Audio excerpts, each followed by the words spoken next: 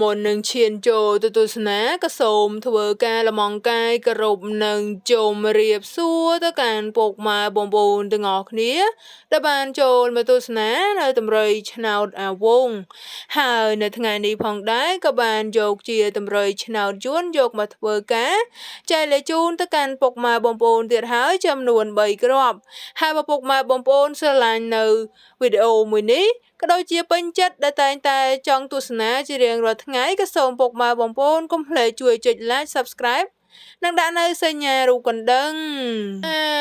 វងសូមលេខឆត71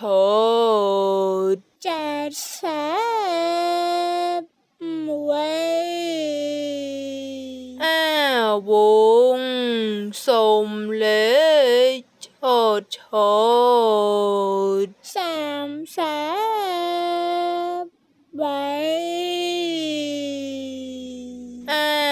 វងសូមលេខឆត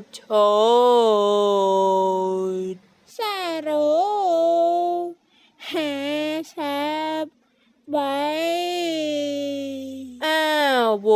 ងសូមលេខឆតឆ្លើយប្រាប់ពី